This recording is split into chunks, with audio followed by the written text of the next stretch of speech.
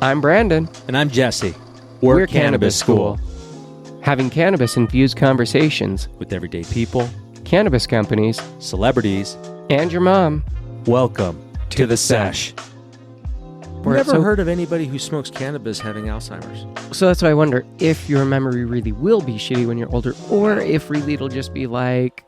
Dude, my memory has only gotten shit. stronger. Like, my short-term memory on certain things has always been off. If somebody wants to tell me that my short-term memory has been affected by cannabis, meh. And you know when what? people say that, though, I talk to so many people, and it doesn't matter if they use cannabis or not. I can be talking to almost anyone, and there's a moment in their life, they'll lose their train of thought. Yeah. Oh, shit, what was I talking about? Oh, sorry. Well, you don't smoke weed, so what's your excuse? I smoke weed, and that's my excuse. No, I like being able to tell people that after, like, if they don't know me and we start having a discussion and I'm going off on some crazy tangent of something that I know, they'll be like, dude, you know a lot of fucking stuff. I'm like, nah, dude, I just have a really good memory. So I'm able to recall pretty quickly. I'm not saying I'm stupid. I'm not stupid by any means, but... I'm blessed with having a very strong memory. And it wasn't until, dude, honestly, it was when I started using cannabis, man. Like, my life became better. My memories were easier to recall because my thought process is going like, like I'm fucking getting tased or like, it's just nuts, but it slows everything down to where I can focus on it. And I become more introspective. Honestly, I wish I had cannabis. I probably would have stayed in college. Honestly, I might have done more in college. We should do maybe. that. We should take just classes we want to take. I mean, and you know what? I don't want to fucking I've thought touch about that it skull eventually. anymore, but then I'm like, but would I enjoy it? Or would I rather just go learn it online? And like study it or take a course somewhere. Or go find somebody who knows it and figure out a way. Yeah. Like, hey, would you teach me? Because like I found that and I'm like, that makes more sense to me than going to learn like a teacher's methodology in a school system with a grading. Like, what's the purpose? Well, I don't need the grade.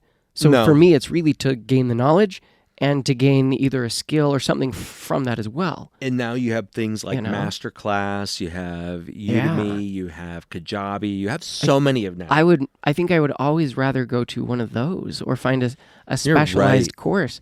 Because I love the idea of always learning, but I truly hate the way the school system, even universities, are designed. Do you think that our kids, like our kids' age and then after that one, will even go to college? I hope not. I hope that they are way smarter because looking at it, it's not a very strategically well-designed education system. Like, there are so many things that most people still have to take that don't really give them value in their main life. That's why I like my kids' school. So. It's a waste of time. It's a waste of money. Oh, it totally is. And so I look at that and I'm like, there is classes you can take. There is value, skill, things you can learn. In those instances. The basics. Yes, and if it was more hyper-focused in individual areas... And shorter. 100%. Yes, let's give you a focused education in things that actually fucking matter. Let's stop wasting our time, our money, just to fluff things up and make you feel better about the education and the money you wasted to go, well, I gained more from it because, look, I had to invest 4 years. Versus, well, I took a year, I had a hyper-focused program to go through what I really actually need to know. Well, think about that. Another one past that. Yeah. Because then you just specialize more. Okay, cool. And now I took another year, even more specialized in this because I understand, and now I want to go down this part of it. That would be kind of cool, like almost setting them up for, more of like a collegiate, because that's the one thing I really enjoyed about college was that I got to design my schedule and I got to pick what I wanted to learn. And if I got into a class, because... You know, a lot of the kids that I was in class with, like 19 to like 21, and I was 30 years old. So they called me a non-traditional student. And professors loved that I was that age. They were like, oh my gosh. You're way more likely to probably focus and learn and pay attention and give like meaningful insight.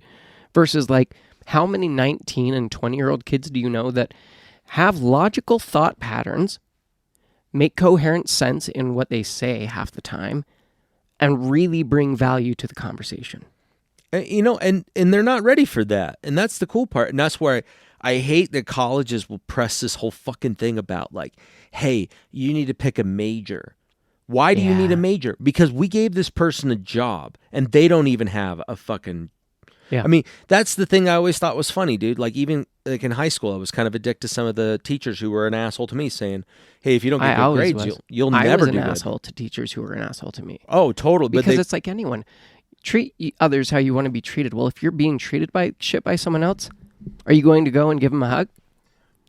Well, and Probably not. And, be careful about giving unsolicited advice when you're in a position not to give that, because it's like, hey, I can give you my opinion, and then you say that kind of lightens the load, and it goes, oh, cool. They don't know something. They're just saying, hey, here's a thought. But a lot of times, like, these teachers would be like, a lot of them would say, getting a good education will set you up in the future. And I get that, and there's a lot of statistical. It's what my dad thought. It's what my dad still totes half the time. It's what my wife still thinks. But you know what? Oh, yeah. I have nothing to prove her wrong with. Because for her, it's the same as like the Wimmer family. Well, but what has she seen in her life out of her parents? What has she seen school do for them? No, and that's the thing. Like which one of them has been amazingly successful from that either? But that's just part of the indoctrination program. Neither side has a good thing to go like, this supports one or the other. It's like... Yeah, it's a straw man argument. Yeah, it's like, we feel this is great, but it's like... It's so hard to do. Like, my dad's always, oh, college is so great, you should go to get a degree. And I'm like, and I've thought about that, but what would be the purpose at this point? What would I go to learn? And what would I gain? Like, why would I go take all these other classes? Because at this point, like, I understand there's nothing I will do in my life that I need higher level math than I've ever gotten. There's nothing I need in life that I will ever need higher level English, history, or science than I have ever gotten. So nothing that I can gain in value that I look at a university that I will have to go do brings me value. Well, it's the idea. I mean, like, what could I learn now compared to that? Like, here's a funny thing. So a few years ago, I was working with a marketing agency out of Florida, and they did medical marketing for medical type companies. They had 2 writers on staff, both of them dual masters in writing, right? Focused in, like, one was like in medical writing, and then the other one has like, she loved to throw the letters around in there. When I started to go over like how I perceived copywriting and how to simplify it for a lay person so that it's not just full of all this jargon, I said, your language doesn't fit your audience because you don't know how to speak like them. I said, here's some tools that I have learned that I apply. And it blew their mind. It blew their mind. They were like, oh, yeah, that's different. And then I was teaching them the system that, not even a system, it was just a thought process. Like, that's another thing. There's an systemization of different types of tools that all are the same. There's very few unique tools. Like, well, they're all just various versions of the same thing. It's like, they try to put a coat of paint on it and saying they came up with it. Yeah. I am not, dude. I have what I call the behavioral fusion system, and all that means is I have multiple disciplines that I've put into small, easy to learn modules, and that through mentorship and guidance, I can help you learn these things through repetitive actions and real world interactions. Yeah, but it's just stuff you've taken from other systems. Exactly. Yeah. But I am so open about it. I don't go like, I came up with this. I'm like, no, this is based off of Chris Voss, or this is based off of Kimberly Giles' 12 shape system, or anything else. Like, I'm not looking to have the unique idea, because it's like having a podcast about cannabis. Yeah. Well, it's like, how many ideas are truly unique? You think about it, how many songs have been rewritten the same exact tunes, notes, melodies? How many paintings have been painted almost identical?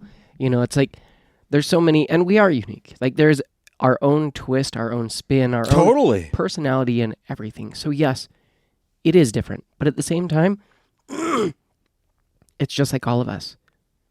We're all the fucking same. yet we're all so individually different. Yep. You know, there's always going to be things that it's like, oh, well, this is the same as this or this or this. Yeah, well, duh. We're all wired different. We are all wired different, and we're unique in that way, and that's what's awesome about it. But at the same time, like you're bringing up a solid point. Same song, same idea, same story. Yeah. But what elevates it is the individual and what their purpose is. If the purpose is just to make money, like speaking of books and people, did you remember this like time of entrepreneurs that were just like, yeah, I just wrote a book. Yeah. Right. Yeah. Like I even tried to write a book. And after I started going through it, I was like, because I wrote this in tandem with ChatGPT as my ghostwriter. Okay. So I would dictate it through voice and saying, I don't know how this is going to be structured, but I'm going to rant. And then I'll stop, and then I want feedback. Okay? And it said, no problem, Jesse. We got you. So cool. We went back and forth for hours, and this took like a good five-ish weeks. And then I read it. It was a 78-page book of nonsense. It was, and the reason why I said nonsense, because I was trying to place myself as this know-it-all. And I was like, I can't do that. I can't offer that to somebody as help when it's just self-serving. So then I changed it. And I was like, I'm going back to the drawing board. And it's a book of saying, like, this is the discovery process. Like, I'm going to take it through, like, how I felt throughout that and where clarification, if I had learned something in the past, would have helped me. And then point them to a resource. Like, this book is great. These chapters are awesome to help solidify this thought process if this is appealing to you, if you need this. But it's not something that, you know, I don't want ever to say the ideas that I come up with, or I say something in business with somebody and it makes so much sense that they make a lot of money off of it. Let's say that hypothetical happens. I don't care. I'm just excited that they saw something come from an idea, because it's all it is. It's nothing without action. Yeah. Well, always. Ideas, dreams, all of that are meaningless if we don't put action into them. 100%. And that's the thing that I don't know, there's like a calmness that's come with that, and a unintended humbleness too, because it's just like, you know, where I'll get really, you know, elevated, and then I will just have these deep conversations with myself in my head, sometimes with chat, just to talk to something that is completely third party and saying, hey, I just need you to document this and give me some feedback that you're hearing based on all the stuff I've taught you, and all the behavior stuff, all of the consumer psychology stuff. I have made all these different, I've had all these documents, and I dumped them in there, and it shredded through them. Dude, even Kim from 12 Shapes, I got her into 12. I got her into chat. You know the coolest thing she was able to do? She created a Spanish test now. Nice. There you go. She's like, this is amazing. It can do all of this stuff. I'm like, yeah.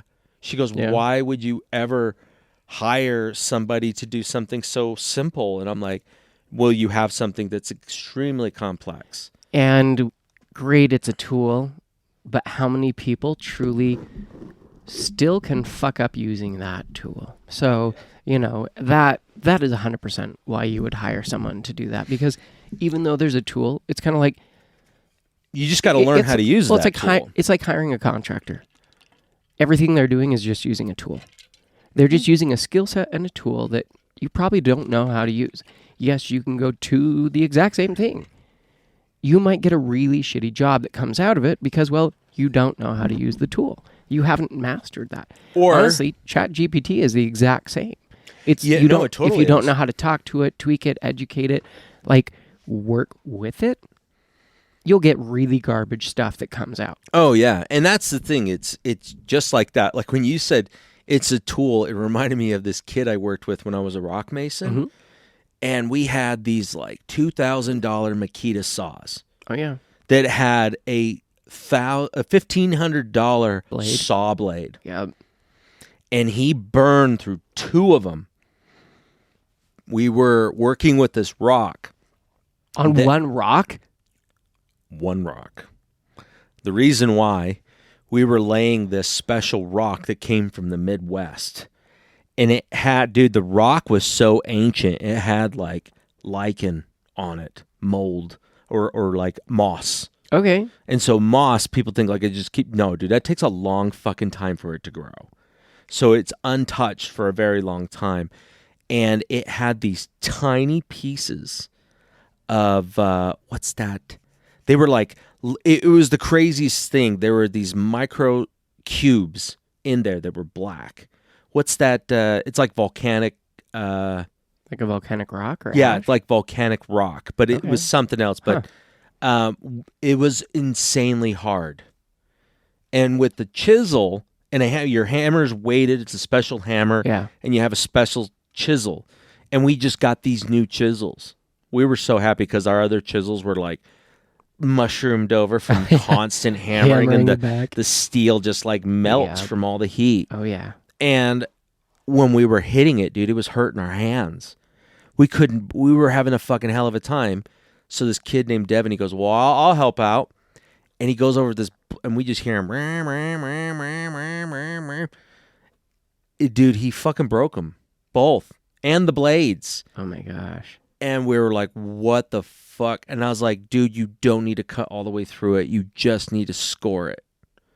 Score it and bring it. And then we can just hit along that line. Yeah, to break it. And I mean, dude, it was so cool. I worked with this guy named Paul, and he could break stone flat and flush. Like he could shape it. That's and he cool. was like, I suck compared to the really, guy. Really good. Yeah. And the guy who owned the company, dude, he was so fast. Oh, yeah. But that's the skill and the tools. Like, they have that mastery. It's the same thing with any tool, you know? And it's like, that's why we hire. That's why we don't build our site. That's why Cannabis School Approved is done by a master and someone who knows what they're doing, because I can build a site, and it looks like what we've had up for the last several years. You know, the thing where the aha moment came to me and why I was thinking, like, we got to get this going, this part, was a book that I read called 6 Working Geniuses. And it talks about there are 6 working geniuses within any company. These are things that you're a genius at and you're really good at and you should be focused on. And then here's some of those things that will really piss off those people. If you put them in positions such as management, but they're really good with ideas, that person's going to die inside. So why is it so important that this person go over there? Well, it comes back to the education fallacy. Well, they have an education. How many motherfuckers are working in some company that have an education in one thing but do a completely opposite thing? Yeah, all sorts of them. Emily has never used her degree once. Dude, your brothers. I was going to say both of my brothers have degrees My in brother. way different fields, and they've never touched a single thing in their field. And it's like the degree now isn't valuable. Like, I understand that some people do have it and they've gotten value from that. However, most people now, I feel like the degree is not valuable. Well, it's the level of education that you're getting. I mean, if you're getting it from a smaller source or not really super long-term accredited, that's why people are like, oh, I go to Harvard and Yale. You go to Harvard and Yale to build your network. That's what you're going there for. You're not going there. Like, dude, I met this guy who went to, what was it? It's a big college. And he told me and he was so honest and upfront. He was I got to get in touch with that guy. I can't remember his name right now. I'm connected with him on LinkedIn. Good fucking luck trying to find that through that fucking haystack. But he was so honest with me. And he's like, yeah, I went to this college just for the contacts. And when I learned that made sense to me. I was like, that is like you got to pay paying to play. for business networking. This is like going to, hey, I don't want to be in all the stupid networking events that are salesmen because I don't want to get pitch slapped in the face 100 times today. Oh, yeah. I want to go talk with decision makers, C-level, because that's what I want to connect with. I don't want to connect with the salesman going, hey, you want to do this? How's your insurance? Oh, it's this. And I'm like, I'm just wanting to hang out. Honestly, that's why I talked to you about doing this other one. It's like Buds with Bowls or like whatever it was that we came up with a name of, like just hanging out with guys. Your buddies. Not even like networking, but just not business networking, but just hanging out, smoking Getting to know bowls, each other. connecting, just doing fun Ideas. shit. Yeah, just talking that'd be- about shit. Like, it'd be cool is just to have, like, if you had a place, this is just me being weird, but if you had a place with, like, an area that had, like, a dry erase wall, so you get this paint. Oh, a massive wall. Yeah, because that was the coolest thing. When I worked with Site Smash as their sales director, dude, their office was so cool. It's in Old Provo, and it was some of those old buildings. You remember where Los Hermanos used to be on that corner? And then it turned into some place where you could do, like, receptions and shit. Yeah. Above it are office spaces. And it's so cool because it's a maze of offices. Like, you're just going through. It's got old tile in the bathroom. I've gone in some of those buildings down there. It's really cool. It's super cool. And it's where... the character that buildings don't have anymore. Yeah. The architecture, the design, the brick. That's why I love Europe. Unlike even the East Coast, there's just so much more that character. Gothic feel. Mm-hmm. There's character to it. And you come, like, the further west in that you go, you're just like, things get more boring. Yeah. We're not very old in our societies, and so, things are just very boxy, plain. You come in, cookie cutter neighborhoods, and it's like, oh, grids. Yeah, it's boring as hell. Yeah. Yeah. I miss like the character of homes and style and that. Yeah. Dude, this office was so cool with it. But when you would come in, they painted, like, they rented it, but they're like, yeah, you can do whatever you want with the walls. So they got this Crayola whiteboard paint. Yep. And all of the walls were like that. And when I came in there, they're like, yeah, and if you got to doodle out ideas, here's the walls. And I'm like, where's your markers? And they go, we have a big one right over here. It was like a whole drawer full of brand new Expo markers. Yeah. Whenever they came in and I just I'd sequestered like a whole fucking room, and I had written all sorts of shit over there of different ideas and plans. That's how I got into copywriting. That was a funny fucking story because the copywriter that they had, she was this girl who had a degree in English. Yep. Oh, and she's like, she was writing all the messaging for the websites, and the CEO had left to go get his MBA and left the business the way it was. But this girl she just didn't understand why they didn't like what she created. And I was like, well, you're not speaking to their audience. I said, you need to understand that. And she goes, well, I don't know. I was like, well, here's how I come up with ideas. And I've been doing copywriting and I didn't even know it. I just thought I was just creating something to try and get in front of somebody. But I took her through this process of what I would do, like bubble mapping. And I was like, hey, you can use bubble mapping for this. Let's take this. It's an IT company. I have experience in IT. Why don't we talk about it? We went through all of it. I said, you get this wall, I'll get this wall. Came up with a bunch of fucking ideas over here. And I'm like, we could focus on these things. What do you think? Turned around, she wrote, I quit. And I'm like, whoa, what's going on? She goes, I don't know how to do all that. What's your degree in? I said, I read a lot of books and I reread them and then I practice them. And she goes, yeah, I don't know how to do that. I have a degree in English and I don't know how to do that. And I'm like, what? Just because you have a degree in English doesn't mean fucking anything. School teaches you how to learn in a specific way. Yeah. It teaches you how to think in a specific way. And so if you come in and you're like, well, I do this. And she's like, well, how do you do that? I just read books and I started doing shit. Well, I don't know how. I've always been taught how to learn. I've been taught how to do something. I've been taught this is how you follow something to get the end result that you need. Yeah. A plus B equals C. You throw someone in there who doesn't understand how do you create, they just go, what equals C? How do I get here? What are the steps to get here? I don't understand. Can you show me what you do? How do I do this? That's the teacher making $45,000 a year telling you if you don't get A's, you're not going to make money. Yes. That's not everyone, because not there everyone. are some great ones. Yeah. And I know I had a few. But there are a lot who are that. And it sucks because it's like, it's a fucking thankless hard job. My ex-wife's new ex-husband went to medical school. Oh, sad, total piece dude. of shit. But he got kicked out because science. Yeah, But honestly, I've never thought he was a smart person. You know, He's a doctor, and now he's a professor. Well, good for him. Because he can't do, so he teaches. And I just hope that he's not one of those teachers. I hope that he truly tries to help people. Well, and that's the thing. It's good to, I mean, that's actually a silver lining on that one. I mean, my belief on that one is that guy, his life went crazy because of the person he chose and the life that she picked for them. And I'm sure she pressured him a lot. And there was a lot of standards and a lot of expectations. And this guy snapped.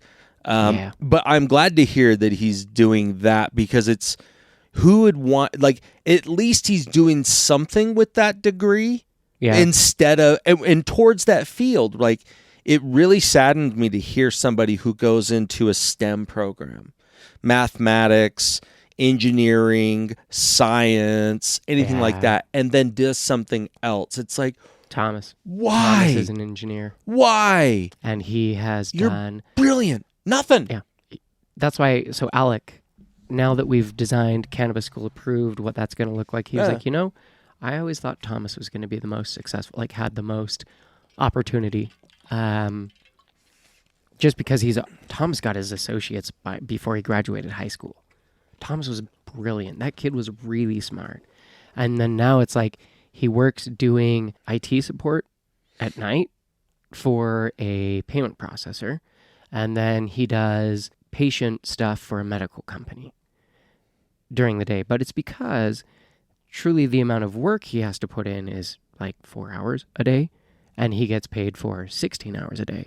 So on that, he's like, well, I make way more than I would as an engineer. I don't have to start, and I only put in 4 hours to make more than I would as an engineer versus going in with my degree and starting at the bottom, making 50, 60,000 for several years, working 40 plus hours a day or a week to try and get myself back to where I'm at now. Yeah, because there's no shortcut. There is no shortcut. There is no progress without pain. And that's why I'm grateful for the times that we have now, the things that we're building now, and we're bringing value with that one. We're not trying to hurt other people. We're providing a great service. And on top of that, we have multiple ideas that we want to do together and independent, because one thing that it's taught me is that I have a lot of grit now that I didn't have before. Like, I'm able to stomach these tough times and keep pushing forward, where I know a lot of other people would have given in and just saying, I'll just get a job.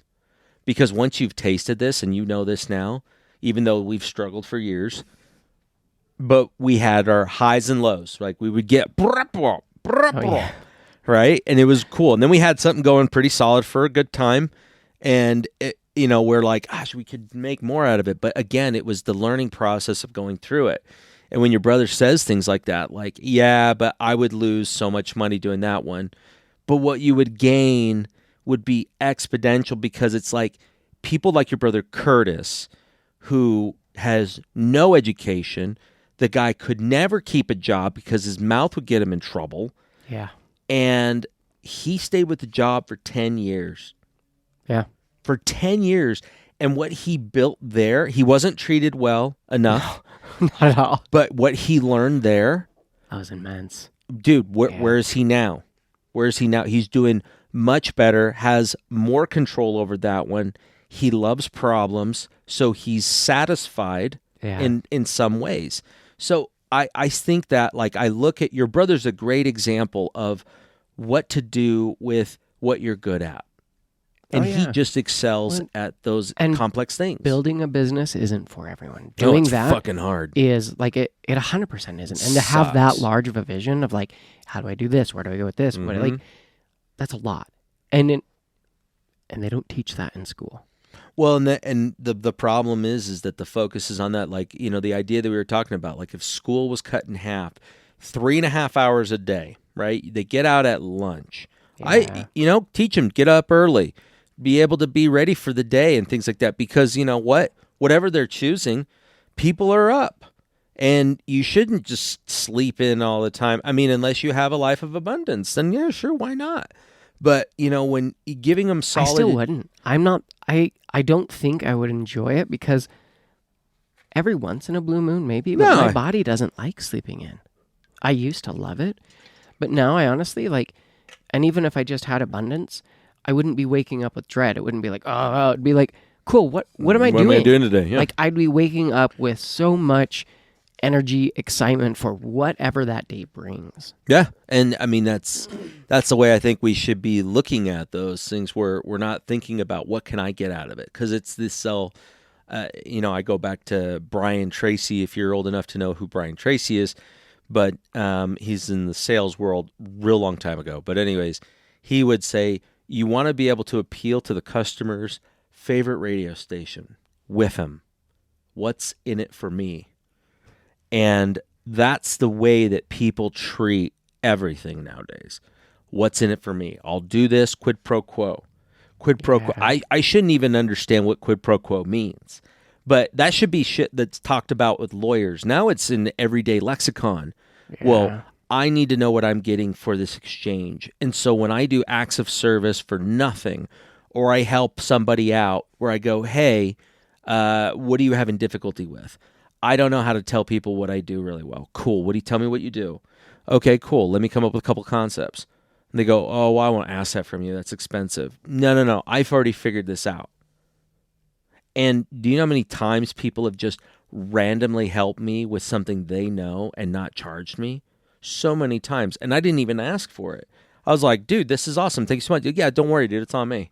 But no. Let me pay you. Nope. No, you've been cool, and you're always like giving to other people, so let me give to you. When you set that example, people stop thinking like, well, what's in it for me? Yeah. That's where my mentality used to be. Like so Preston asked me, he was like, hey, can you come help me sometime drain my gas tank? I don't want it to sit in the bike for another, winter. And I was like, why not? Sure. Like, and I thought about it and I was like, well, it was about 30 minutes each way. And then, the time out there. Yeah. So what? Yeah. Like, I didn't think about it. It wasn't like, what can I get from this? It was like, yeah, I have time. I know how to do that. Yeah. Yeah, I'd be willing to help. Like, sure. How can I help? So I just, we scheduled a time. I went out there and spent some time. I helped him drain the gas tank and that, tear apart the bike a little bit, and that was it. Dude, the charity of your time is far more valuable than giving money to somebody. Yeah. Because you don't know what you could have done there. Like the charity that your brother gave me and teaching me how to work on cars was so immensely valuable that if I ask him for a car, like I'll randomly reach out to him with a car question, because he's not a super talkative guy. No, he doesn't want to talk on the phone. No. and he's just like, and he doesn't care if you give him a call randomly. No. He's just like, yeah, okay, what's up? Yeah. And I'm like, hey, my car's making this sound. I can't fucking figure out. He goes, oh, it's probably this. Yeah. And I'm like, okay, I'll look there. It's been nice because growing up all the time, Curtis was always my go-to. Hey, how do I fix my computer? Hey, how do I fix my car? Because he seamlessly knew everything without ever going to school for anything. Yeah, he's so brilliant. And, so I'd always go to him. And so even though I'd be someone's go-to for all these things, I'd be like, well, shit, I don't know. Let me ask my brother. They're like, your brother? I'm like, yeah, he's my go-to. So he knows everything. Like if I don't, he does. So I'd go to him. And then, now it's been cool because in the last probably 2 years, there's been a lot of times that I've had the opportunity to go help him with his car and stuff. And I'm like, okay, like it's been kind of nice because I always just felt like he was always helping me with shit. And he just wasn't one to go, hey, will you help me? Hey, will you help me? So now when he does, and I'm like, yeah, love to help. Well, dude, it was a lot of like his example that helped me to want to learn even more. And that really got me going, where what I know can really be useful for other people. And that's why I got really into it, because I was just like, well, man, I mean, he just taught me. He just knows these things. Yeah. Like I need to know more things. Well, it's true. You never know what value that can bring. It was even like Kaylee is starting her own massage clinic and stuff. And I was like, oh, that's fantastic. Have you tried this or this or this for your business? Or like looked into this? And she's like, oh, no, I haven't. But it's all just the random stupid shit that I know from like all the things that I've researched. But it's like, how many times can we give small, simple value that can be immense? But you know what I think would be a great gift to give somebody? A Udemy course. Oh, yes. I would love that. If Right. somebody's like, they know what things I'm into, and we're like, or a masterclass course. Yeah, that'd be That cool. would be super cool because, when you can learn from others who have done it, you're actually going into the past. You're going into ancient times. That's how things were taught. They were taught by word of mouth, by showing them in person. Passing that skill down. Right. You didn't go to a YouTube video or that. It was like you had to go to the master who understood it. But now it's like, you can get these little, it's hard on like, remember before it was all YouTube. Like you could learn almost anything from YouTube, but then it became over commoditized. And so it's like ads and, make sure you got the Dick Hard cream or the Dick Hard Chewies and all this other shit, right? But if you order those, then they just switch up the ads, so it's cool. Yeah, it's true. I get them all the time. But anyways, when we talk about like how to be able to get like worthwhile education, when you start to learn, you get this responsibility. And I just had this thought while we were talking. I'm like, you know what? My son right now, he's at the end of high school. He's totally right. He's never fit into that model. I didn't either. I struggled through there. I felt like I wasn't smart. He is in the same spot. And we've been working together on it. And I'm like, look, your value is not based upon a letter. Your value is based on what you can do for this world and for others. And it really is that. And I said, when you serve others, you will be served. Trust me. Everybody wants to be around the person who serves. Nobody wants to be around the asshole who's always fucking selfish. Yeah. Well, if you're like, can I help? Yeah. People are always going to like you. They're going to like, it's just a different type of energy. And asking for help. That's different hard. thing. But if you can get past your fucking ego and just going, hey man, I need help with this. Can you help me? You'd be surprised of how many introductions you will get to people. That's what's worked for me in business. Yeah. And even that, like something I'm doing now, man, I'm working with small companies that have no idea how to fucking market, but they can't afford somebody that charges $4,000 to $5,000 a month, or they can't hire an agency, or they don't know if this other guy's even going to be able to complete some of this shit because he got him on Fiverr. I offer super low rates to work with me. I come up with all these ideas and concepts, dude, and I'm having a blast doing it. I'm not making a ton of money by any means. Like I'm not even able to pay my fucking bills really. But if I do that a lot, like if I give a lot of me, but a little bit of my time, and a lot of me means all that shit I've collected over the years. That's why like everything that you knew, I was like, oh dude, you could do this, you could do this. Because I'm always thinking of like, what else could I do to offer value to other people so that they can get ahead further, faster. Dude, already the two companies I'm working with, both of them are already seeing success from it. And it was because I wasn't like trying to impress them. I was just like, hey, if you're not paying me a lot of money, so when I say something, just fucking do it. Like, just try it. You're not paying a lot of money for it. Fucking try it. If not, I can introduce you to an agency that'll charge you fucking $10,000 a month, and you might see some results in 6 months.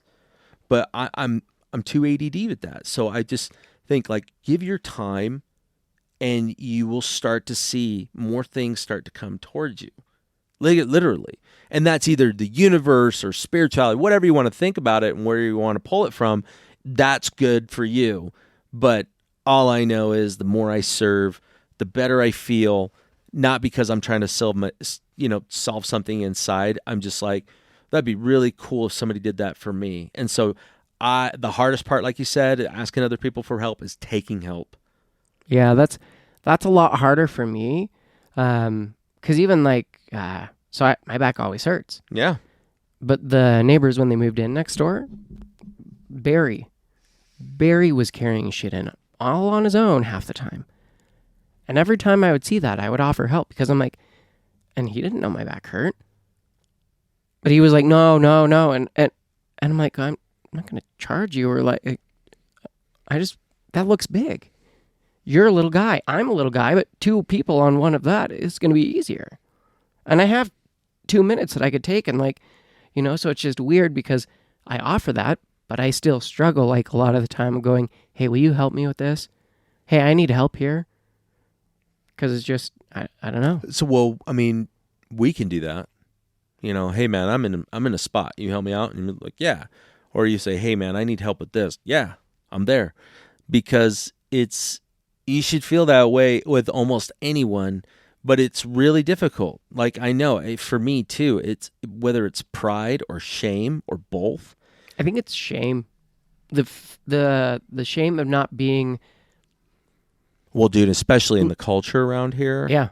It's a shame. It's the shame of, because most of the time when I needed help, it's like, hey, I wasn't able to do it, which in my mind, you failed, is a failure. Yeah. It's how I grew up. Hey, you didn't do well on that. You didn't get an A. You didn't perfectly play that. You weren't perfectly in the line. Whatever it was, wasn't perfect.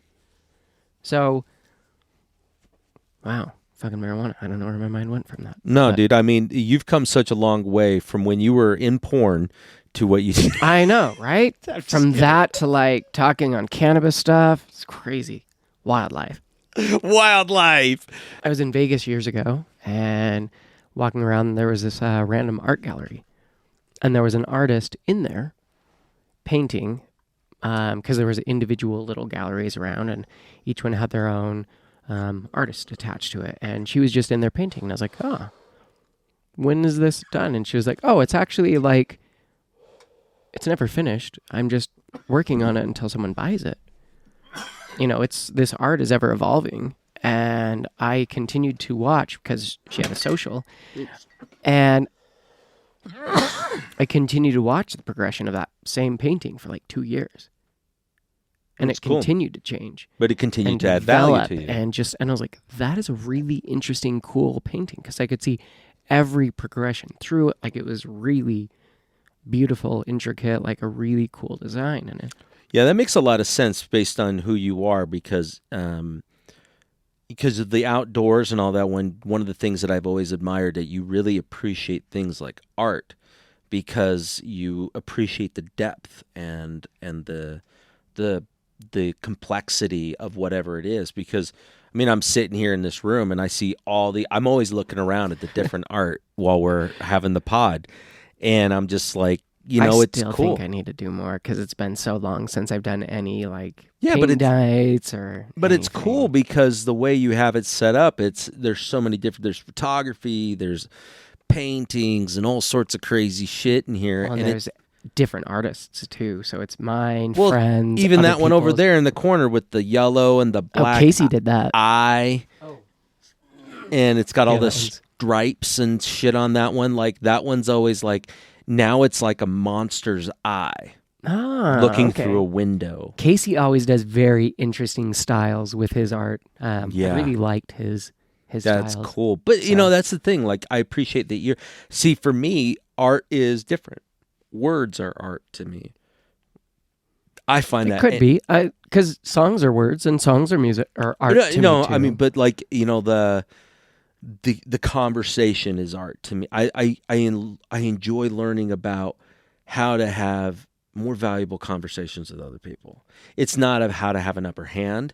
It's how to have more valuable conversations. Because I love being it. Like, I've learned so much about you over the years doing the pod. I think more than anything, and even the last one that was dropping on. It dropped on today. Thursday. Yeah, today. Well, we're recording. That was really cool too, because there was a lot of realization, and that was awesome. And that was like, dude, if I could give you like, I mean, I was like, dude, next Christmas, I'm getting my boy some cool shit. But then at the same time, I'm like, no, I'm going to get you something meaningful. Yeah. And giving you that and that option, that openness, so like, dude, it's really cool. And it just makes sense. Like, I know why those things matter to you. I'm a sucker for sentimental. Like, my gifts from my kids are usually coffee mugs, but then almost every mug I have is a gift from them. Yep. One of my favorite gifts Emily got me was for Father's Day, but it's a necklace with my kids' names engraved on either side of it. I almost thought you were going to say the Blue Dream. I do love that. Gold leaf. It's cool, but I'm really sentimental. And to me, more of that is and the more kid. important. Yeah. And so, like, for a father who feels like I'm not always with my kids, and that, it's kind of a way to feel like I have them with me. I also have the tattoo of them in the ampersand on my chest. I'm just a sentimental person with that. Yeah. But it's like even the pineapples, those are my kids' paintings, Yeah. shit like that I'm like, in my office, I have paintings from, gosh, they were maybe like 5 or 6 and 3 when they painted them, but they're in my office, and Addie's literally just looks like a mess of random paints, and Finn's looks like Addie's would have been, a couple years later, and it's just... That's my wife. Dude, you would think the time I spent in the Navy, I would have like a fucking plethora of pictures. One, most of the pictures that I had before, I'm glad that they are either missing or destroyed. I'm just like... I can imagine. And I am not going to go into details about that. I mean, that's like P. Diddy party shit, right? Oof. But, well, not that bad. Okay, I was like, that's fucked up. No baby oil and anal sex going on, right? Yeah, no, not like that. But I mean, just like wild, crazy shit, stupid shit that... But I was a different person. I pretended to be a different person during that time, but I never took pictures. And I kind of came to a self-realization is that I'm a little bit selfish with memories because I can remember them so clear, like a movie, like I'm going through a photo album. I can remember that, but not everybody can. And that's why I'm so grateful for my wife. I feel bad. Mm-hmm. Like I'm just not, I don't take pictures. Yeah. You know what I take pictures of? Hey dude, you know what that is? See, hey, what's this? And now that I got chat, like I take pictures of everything. I'm like, tell me more about this. When we were last episode we did on Thursday, we were talking about like what my hobbies were and stuff. And I was thinking about it, and I was like, I don't know if it was when I was good or not, but I noticed that I used to do a lot more photos. Yeah. Oh yeah, you used to. But not always to share, because if you look at my socials and stuff, there might be one every couple days or something. However, my phone would be filled with thousands of photos, because my photos, they're not for everyone. They're for me. They're my moments of memory of like, this is funny. This is special to me. Like Emily would be like, why'd you take that? She's like, don't share that. I'm like, this isn't for sharing. This is my memory. This is like funny, special, like whatever to me. This has nothing to be with anyone else. Like, these are my memories. So, I have tons of photos, but if you go look at my social, I post every once in a blue moon. And most of it isn't like super deep or here's all this stuff about me. It's like, here's this here, here's this here. Like, but if you go through when I was actually taking photos, I had tons of them all the time. And I would just, that's what I would do. I'd go out and I'd go on a motorcycle ride. Oh, I'd stop and I'd smoke and I'd shoot a scenery for a bit. I remember that. All the time. And that's exactly what it is, dude. That's part of your zen, man. Oh, it is. It is so, like the motorcycle rides, because everything in that, it takes my mind off all this shit. And when I was going through divorce or stress, all of that, I could like process and find whoever Brandon was within all this ball of bullshit that was going on. And you really just changed my mind on taking more photos, because a lot of time I'm like, well, who the fuck is going to see this? But I'm like, you know what? It's a good idea to have those, because I actually, it's one of the things I love about the Apple phone. It'll like trigger like memories and stuff like that. I love that, because I'll sit there. And you must have like an awesome one. I do, because it'll go through it and it'll be like, oh, hey, this week, and it'll pop up memories of my kids, of my dog, of everything. Yeah, my dog too. And I get to sit there and I get to watch my pictures of my kids, of the things I've done. Yeah, just randomly. That I forgot that I had taken. I forgot about that memory. Yes, it's in my mind, and if someone brought it up or something, it's there.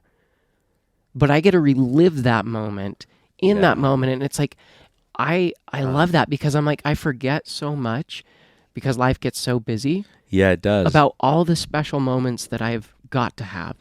And I don't always remember, because life's gotten crazy, and in the last couple of years, I haven't taken anywhere near as many pictures. See, and that's the thing, man. Like, I know that about you, because like when we went camping and you came up to Payson Lakes. Oh yeah, I had my drone. For the night, and you brought your drone. And I see drones as like a toy, but you see them as a tool. And you would take these like cool, amazing shots of this forest.